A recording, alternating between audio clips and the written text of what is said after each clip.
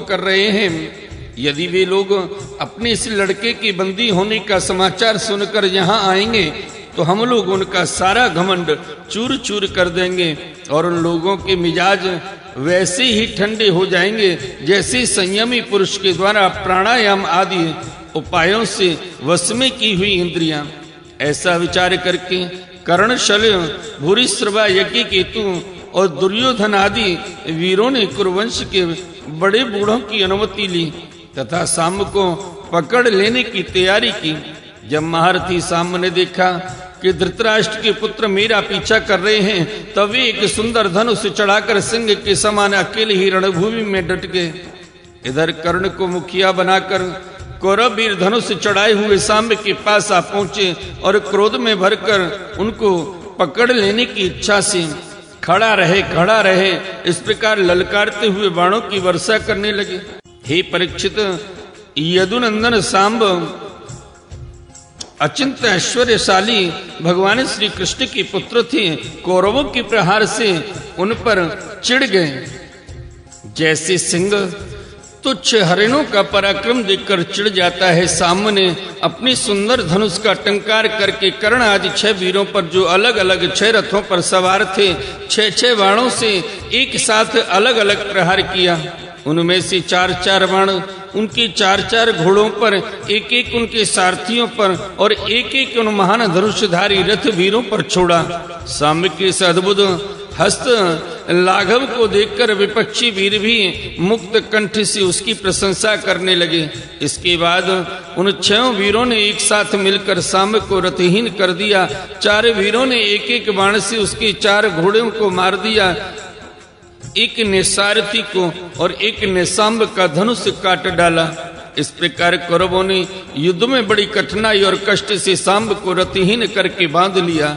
इसके बाद वे उन्हें तथा अपनी कन्या लक्ष्मणा को लेकर जय मनाते हुए हस्तिनापुर लौट आए। हे परीक्षित, देवऋषि नारद जी से यह समाचार सुनकर यदुवंशियों को बड़ा क्रोध आया। वे महाराज उग्रसेन की आज्ञा से कौरवों पर चढ़ाई करने की तैयारी करने लगे। बलराम जी कलह प्रधान कलयुग के सारे पाप ताप को मिटाने वाले हैं। उन्होंने कुरुवंशियों और यदुवंशियों के लड़ाई झगड़े को ठीक न समझा। यद्यपि यदुवंशी अपनी तैयारी पूरी कर चुके थे फिर भी उन्होंने उन्हें शांत कर दिया और स्वयं सूर्य के समान तेजस्वी रथ पर सवार होकर हस्तिनापुर गए। उनके साथ कुछ ब्राह्मण और यदुवंश के बड़े बूढ़े भी गए। उनके बीच में बलराम जी की ऐसी शोभा हो रही थी मानो चंद्रमा ग्रहों से घिरे हुए हों। हस्तिनापुर पहुंचकर बलराम जी नगर के बाहर एक उपवन में ठहर गए और कौरव लोग क्या करना चाहते हैं इस बात का पता लगाने के लिए उन्होंने उद्धव जी को धृतराष्ट्र के पास भेजा। उद्धव जी ने कौरवों की सभा में जाकर धृतराष्ट्र, भीष्म पितामह, द्रोणाचार्य, वाली और दुर्योधन की विधि पूर्वक अभ्यर्थना वंदना की और निवेदन किया कि बलराम जी पधारे हैं। अपने परम हितैषी और प्रियतम बलराम जी का आगमन सुनकर कौरवों की प्रसन्नता की सीमा न रही। वे उद्धव जी का विधि पूर्वक सत्कार करके अपने हाथों में मांगलिक सामग्री लेकर बलराम जी की अगवानी करने चले। फिर अपनी अपनी अव्यवस्था और संबंध के अनुसार सब लोग बलराम जी से मिले तथा उनके सत्कार के लिए उन्हें गौ अर्पण की एवं अर्घ प्रदान किया। उनमें जो लोग बलराम जी का प्रभाव जानते थे उन्होंने सिर झुकाकर उन्हें प्रणाम किया। तदंतर उन लोगों ने परस्पर एक दूसरे का कुशल मंगल पूछा और यह सुनकर कि सब भाई बंधु कुशल हैं, बलराम जी ने बड़ी धीरता और गंभीरता के साथ ये बात कही।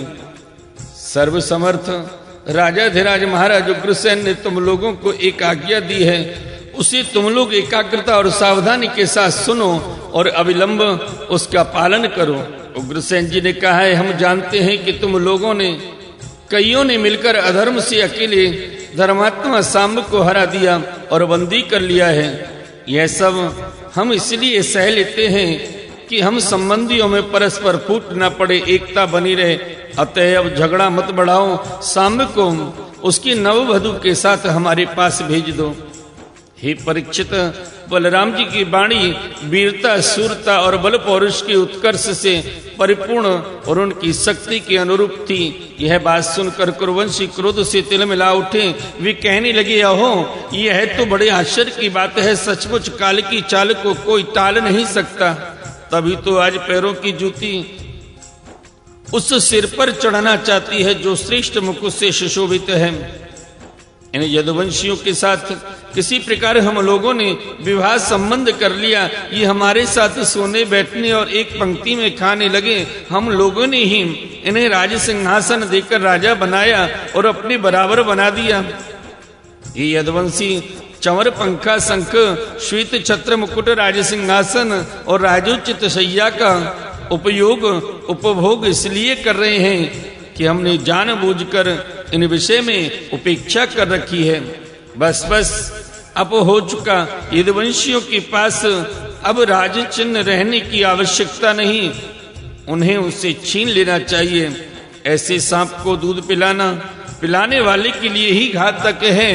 वैसे ही हमारे दिए हुए राज चिन्हों को लेकर ये यदुवंशी हमसे ही विपरीत हो रहे हैं। देखो तो भला, हमारी ही कृपा प्रसाद से तो इनकी बढ़ती हुई और अब ये निर्लज्ज होकर हम ही पर हुक्म चलाने लगे हैं। शोक है जैसे सिंह का ग्रास कभी भेड़ा नहीं छीन सकता, वैसे ही यदि भीष्म, द्रोण, अर्जुन आदि कौरव वीर जानबूझकर न छोड़ दें, न दे दें, तो स्वयं देवराज इंद्र भी किसी वस्तु का उपभोग कैसे कर सकते हैं।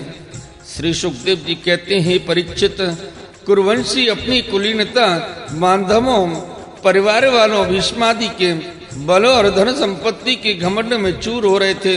उन्होंने साधारण शिष्टाचार की भी परवाह नहीं की और भी भगवान बलराम जी को इस प्रकार दुर्वचन कहकर हस्तिनापुर लौट गए। बलराम जी ने कौरवों की दुष्टता, अशिष्टता देखी और उनके दुर्वचन भी सुने।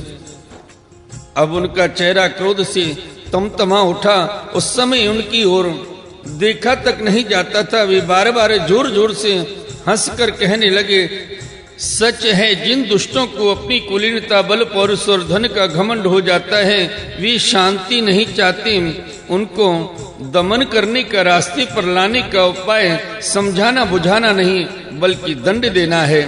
ठीक वैसे ही जैसे पशुओं को ठीक करने के लिए डंडे का प्रयोग आवश्यक होता है। भला देखो तो सही, सारे यदुवंशी और श्री कृष्ण भी क्रोध से भरकर लड़ाई के लिए तैयार हो रहे थे। मैंने उन्हें शनै शनै समझा बुझाकर इन लोगों को शांत करने के लिए, सुलह करने के लिए यहाँ आया। फिर भी ये मूर्ख ऐसी दुष्टता कर रहे हैं। इन्हें शांति प्यारी नहीं, कलह प्यारा है। ये इतने घमंडी हो रहे हैं कि बार बार मेरा तिरस्कार करके गालियां बक रहे हैं।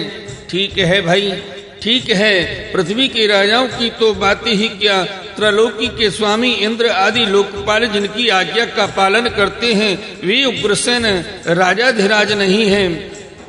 वे तो केवल भोज, वृष्टि और अंधक वंशी यादवों के ही स्वामी हैं। क्यों?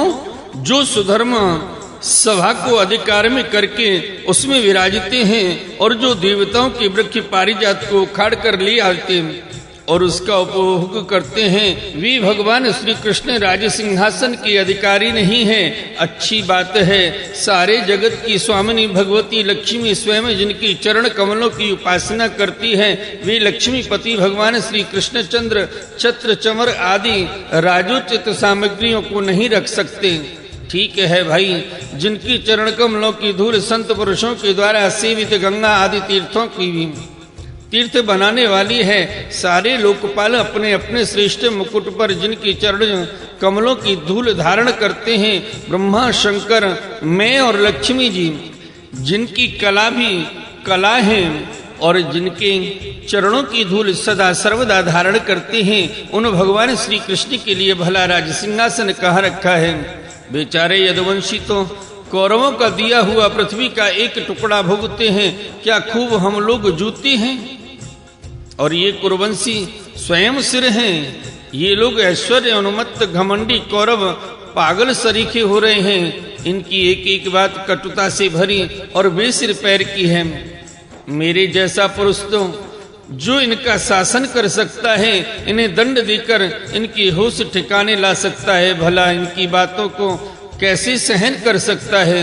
आज मैं सारी पृथ्वी को कौरवहीन कर डालूंगा। इस प्रकार कहते कहते बलराम जी क्रोध से ऐसे भर गए मानो त्रलोकी को भस्म कर देंगे। वे अपना हल लेकर खड़े हो गए। उन्होंने उसकी नोक से बार बार चोट करके हस्तिनापुर को उखाड़ लिया और उसे डुबाने के लिए बड़े क्रोध से गंगा जी की ओर खींचने लगे।